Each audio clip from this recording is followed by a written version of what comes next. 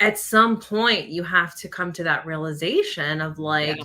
it's not going to change, right? You Yeah. hold on to hope. Like we talked about last night, hope dies last. Yeah. That's the one thing we just hold on to. We hope that they'll see the error of their ways. We hope that they'll change. We hope that they'll take us seriously. We hope that they're listening and they're going to change or do something Yeah. about it. And we hope, and the reason we hope is because we're hoping that things will change that we don't have control over, right? It's like all of the stuff outside of our control, that's where our hope goes. Our hope Yeah. is like out there, Yeah. wishing things were different. Yeah. And so I think at some point you have to just look at the facts, right? Not the potential of where the relationship could go if only this person Yeah. did this, or if What only, is going on? right? It's like you have to look at really the patterns and the facts and make your decision based off of that. And then I think that's even something that people struggle with after their divorce, is because they look back and they go, it's all the what ifs, right? Mhm. That's kind of the part two of hope. I hope it'll change. And then you walk away and then you have all the, well, what if I left too soon? What if he could have changed? What if things would have been differently? What if I stayed Ugly longer? Truth of Divorce podcast with Sam and Leah, helping you not just survive, but thrive. Hello, you guys, and welcome back to another episode of The Ugly Truth of Divorce. We are your hosts, Sam and Leah, and we are coming off of a natural, organic high of doing a workshop just yesterday. So when this airs, it'll be Monday. And the week before, we did a workshop for all of our peeps who purchased a workshop about co-parenting with a narcissist. And I would say it was a success. It was I awesome. don't want to toot our own horn, but no, it was awesome. We gave so much information, and all the feedback was really, really great. They said, I really needed to hear this. I needed these reminders. This was so valuable, worth every penny.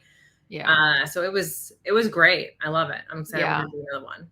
And I think the biggest part that we wanted to talk to you today about was the word hope, and how much hope can really make or break who you are as a person. I think people underestimate how much they are really hoping in their marriages and hoping in their co-parenting journey. So that's what we're going to talk about today. Yeah. So, put in the comment section or wherever you're watching this or listening to the replay, did you hold out hope that everything would change? Because I think that is, if I look back on my marriage, and I'm sure you did with your two, that you're like, man, I hope this flips around. I hope this changes. I hope this isn't what I think it's going to be, which is the big D. I mean, I hope for my kids' sake. I think hope was a word I used a lot. Yeah. I sadly. mean, first of all, I've never met a woman who just threw in the towel, quickly. Right. I mean, that's like their last straw, right? They've tried everything. They've exhausted all other avenues. And then they're like, okay, well, I guess it's time for me to walk away. But yeah, even when you're in your marriage and things are not going well, if it's a really toxic relationship, or if your well-being is just being negatively affected, or you're just not on the same page and you argue all the time, or you just can't agree on important things, at some point you have to come to that realization of like, it's not going to change, right? You hold on to hope. Like we talked about last night, hope dies last. That's the one thing we just hold on to.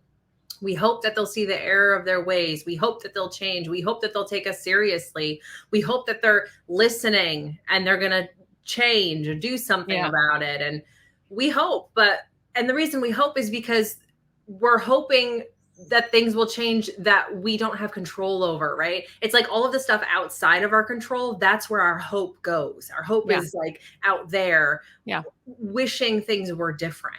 And so I think at some point you have to just look at the facts, right? Not the potential of where the relationship could go if only this person did this, or if what only is going on, right? It's like you have to look at really the patterns and the facts and make your decision based off of that. And then I think that's even something that people struggle with after their divorce, is because they look back and they go, it's all the what ifs, right? Mm-hmm. That's kind of the part two of hope.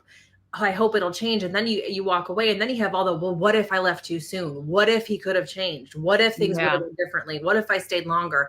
And so it's really just like kind of being more in the moment. Or what if I lose my kids? What if I don't get the house? What if I don't, it's hope that things change, and then you make these decisions because of the anxiety and fear of what could happen if. So I just hope it changes so I don't have to deal with the if. Yeah. And that makes people stay longer in horrible relationships. And I hope the kids don't get affected. I hope this isn't going to be damaging. I mean, we say hope a lot, subconsciously or out loud.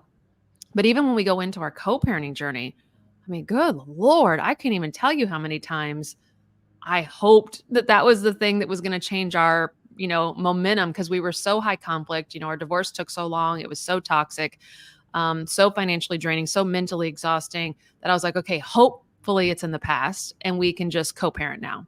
Nope, that wasn't true. And then I'm like, I hope if I send this picture, he'll understand I'm on like this friendly banter with him. I hope that, he's nice to the kids when they go to the exchange and he doesn't punish them because they love me too. I hope. It was always things that were not in my control. Right. And you're just sitting there and you're like, to hope that somebody that isn't like you does what you do. So you're hoping that they parent like you. You're hoping that they care for the children like you. You're hoping that they have an interest in their children's well-being like you do. And when you're with a high conflict person, they don't. I mean, it's just, they don't think like you. They don't parent like you. They don't engage like you would. They're not respectful like you would. They don't think about finances the way you do.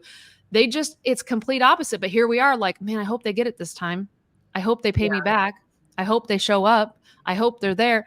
And it is everything that you have zero control over. Right. And that's where so much frustration energy comes in, as you're holding on to those expectations of, especially when you're in a high conflict relationship. Oh, well, they'll be reasonable. They'll be rational, right? Like, this makes sense. This is very black and white.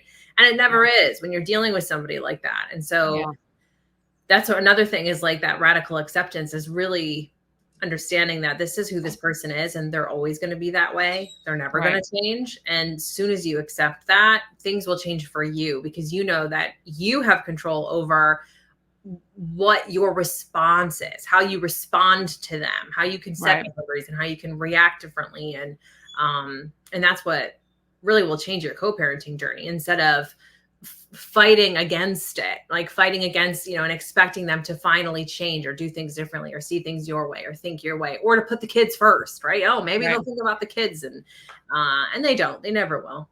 No. And I think when you can finally let that go is when everything slightly changes. It'll be when co-parenting changes. It'll be when your kids change. Because like, your kids are watching you through this co-parenting journey, or even your marriage, and they're seeing that like light go out a lot, and when that other person walks in the room or comes in, to a sporting event or something, your kids are seeing that reaction that you have. And your kids are actually sitting there hoping, I hope my parent gets courage to walk away. I hope my parent gets the courage to say something. I hope that nothing happens here. Your kids are living with hope too.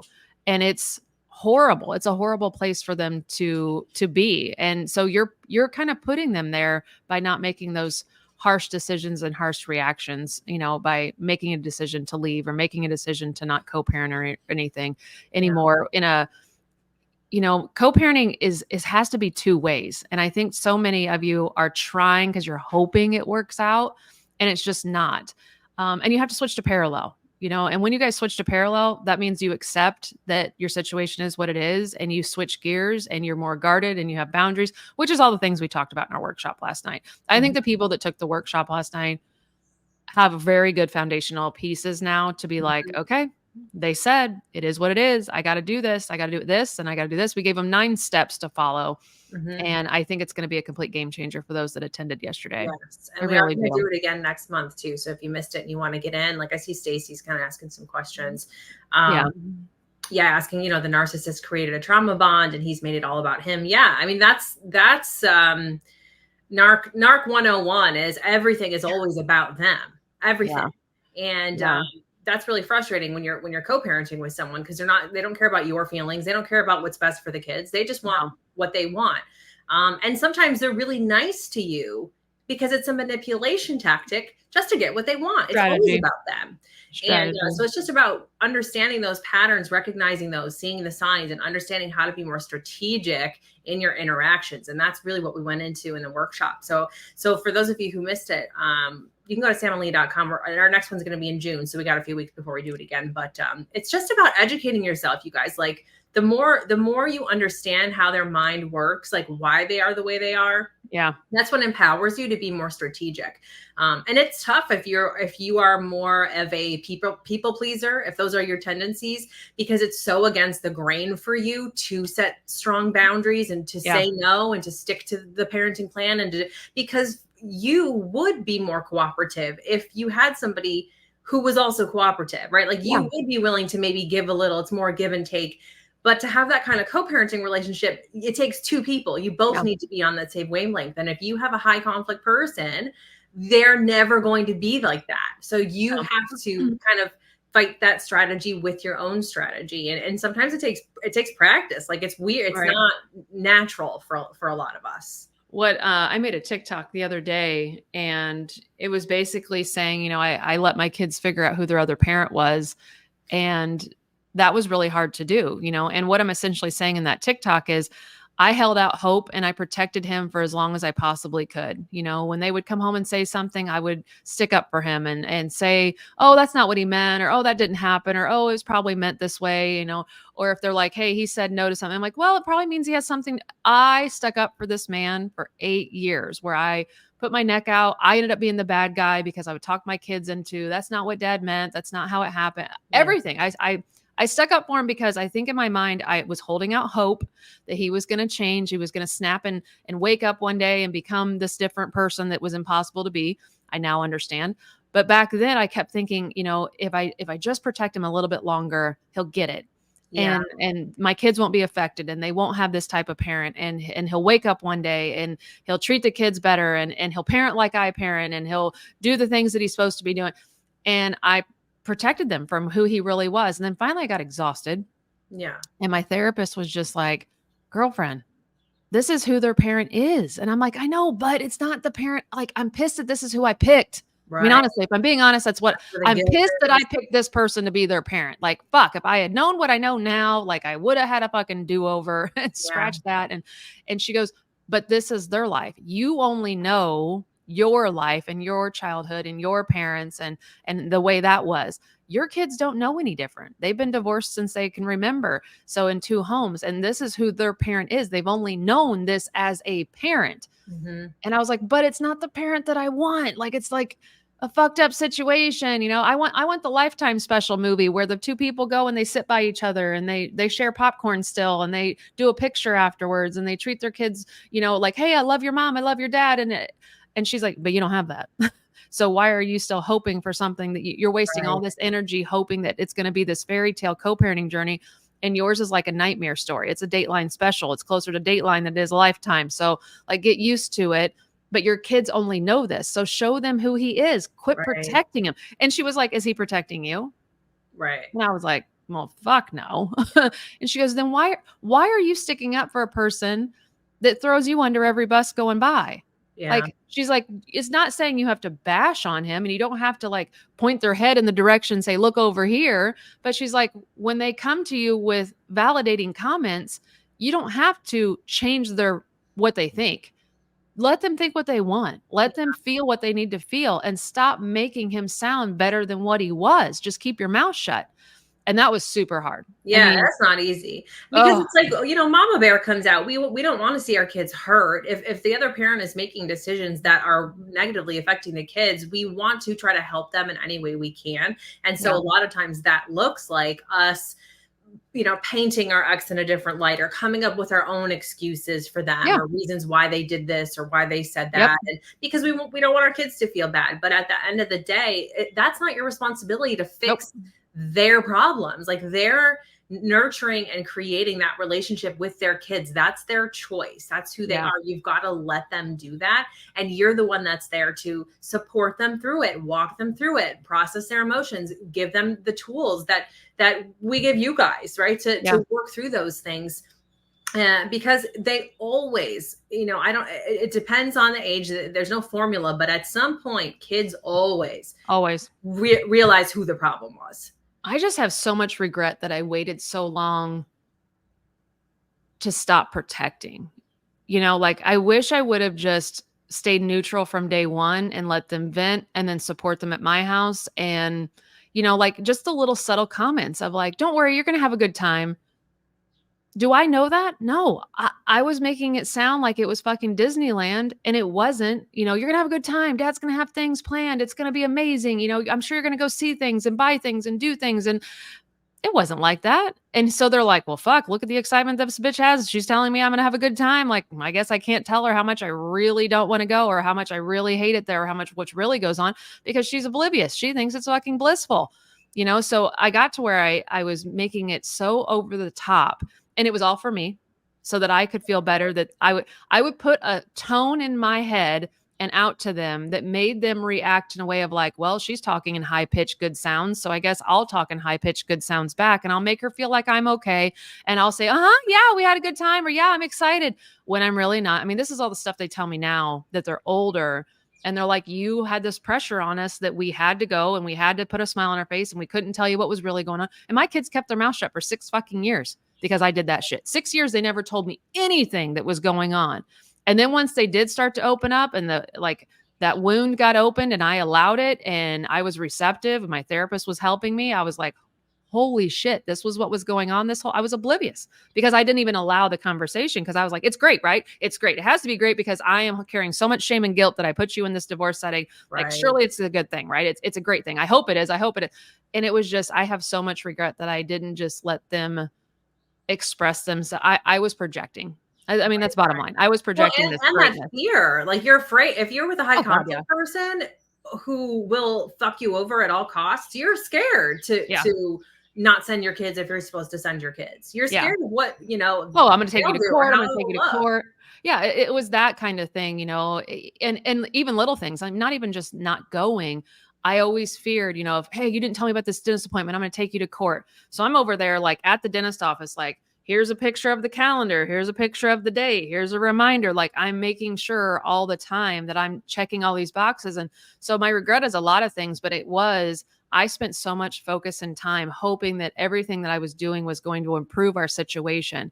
And it was exhausting. It was exhausting carrying the weight of both houses, of trying to make sure everything was getting done at that house that was getting done at my house, and make sure he was happy so he wasn't taking me back to court, make sure the kids were okay so that they weren't all fucked up.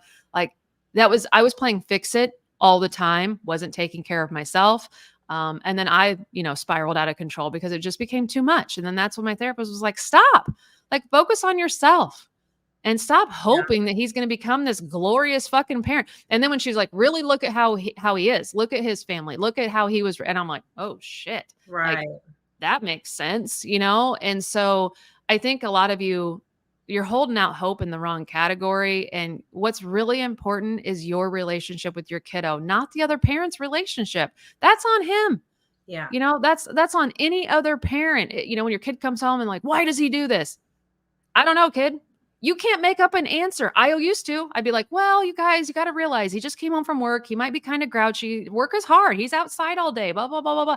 And I'm making all these excuses. And it's like, no, if he's a dick, he's a dick. Yeah. Now, I didn't say that, but it's like, hey, this is who he is, man. Like, you guys know he works outside. He's tired. He's hot. Like, he's going to be grouchy when he gets home.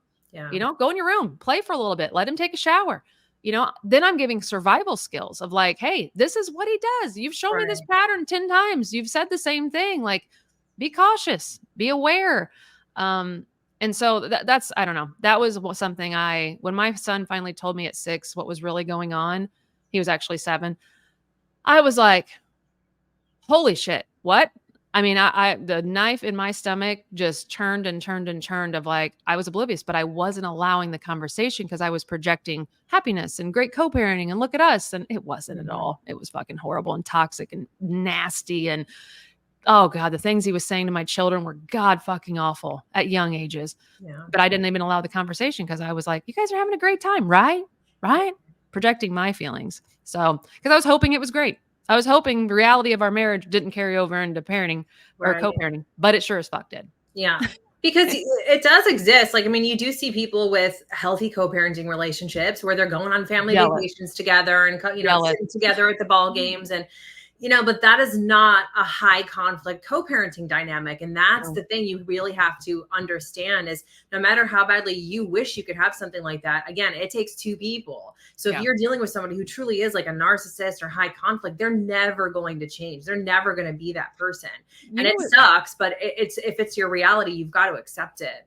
I remember I made a TikTok that I said that a long time ago, and people in the comment section that are just, I don't know if they've just never really thought outside of their own fucking box before or what, but they would say stuff like, just rise above and be that parent that does better for your children and suck it up. And your kids deserve one parent that can make it work for the both of you. Yeah, How no.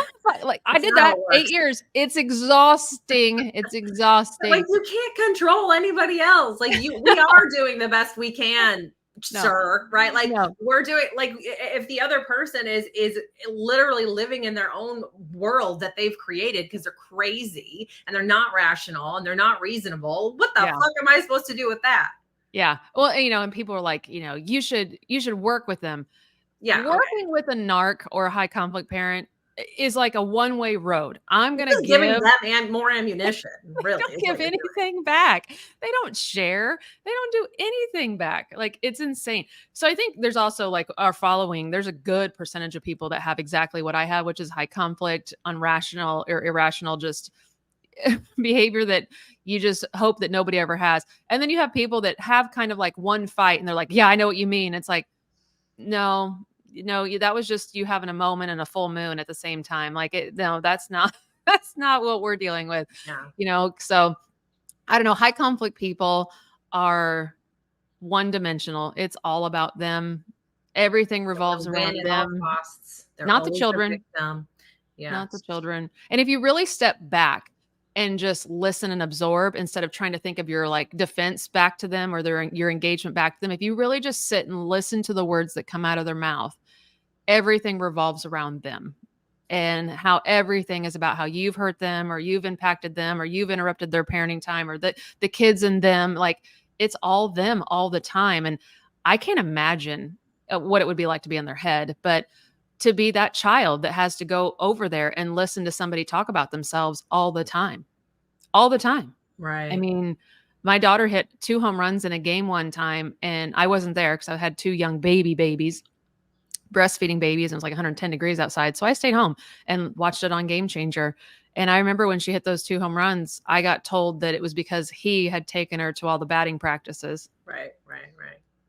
It's just such a weird thing, right? I mean, they're so crazy. Or Okay, bro. it's like, your kid will do something and they'll be like, oh, I taught them that. They got that from me. They got that from me. Okay. Yeah.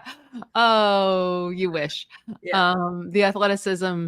Oh, yeah, I could go on and on. But it was just like, just tell me she got 2 home runs. This doesn't have to be about you at all. Right. Like, just send me the picture. Tell me she got 2 home runs. Like, that's it. I don't need to hear about you taking her to batting practice. But I don't know. I can't imagine being like that. But when you are with somebody like that, it is exhausting. And so yesterday's workshop, which again, like Leah said, we'll be doing again next month. And I think we're going to add a little bit to it. We're going to add more of a protective piece for your children. So be on the lookout for that. So it's going to be how to co-parent and protect your kids. So we'll have a you piece on how to take care of you as the parent, but then also, what can I do to help my kid? Just a couple tools good starter tools for those of you that are new to this. Cause I'll never forget when my son started talking to me, I was sitting there and I was just like, what do I do? Like now that I know this information is true, I've kind of always thought it in my subconscious. Now that I know it's true and it's happening, what can I do to help my kids? And I didn't have the tools. I'm sitting there. I was college educated. I was a parent, but I'm a new parent. I'm just raising these kids for the first. I didn't know what to do. So I went and sought a lot of help. My kids were in therapy. I was in therapy. Our 2 therapists were working together, which was very beneficial for us and helped me help them. Mm-hmm. So it was a game changer. And I learned so much. As I've talked about before, Barb, my child psychologist that my children had, she was a godsend on what she taught me on how to help them. So those are just a couple of things we want to share in the next workshop. So we have decided that we are going to do a workshop every single month. So we may change it, we may alter it a little bit, but it's going to be a good starter. And then we hope that everybody just after the workshop goes into the next chapter where we give a training every single Monday. Yes, you get literally, you guys, you get a workshop every Monday with us. And so sometimes you get 5 workshops in a month because there's an extra Monday. And the replay always stays in there for at least a month. So you can go back and watch through them. And we bring in experts on different topics and, to guest host. And it's just, there's so much fucking information. This is something that like, we're always going to be talking to you about this because everybody needs to be in there. If you're considering divorce, if you're going through it, if you're on your co-parenting journey, this is where you're going to get so much information. And this is what's going to help you with that fear and that anxiety and that stress, because preparation breeds confidence. Yes. So the more you learn, the more tools you have, the more information you have, the change, the perspectives and mindset shifts, that's what's going to help you make things a lot easier for yourself. Yeah. Yeah, absolutely.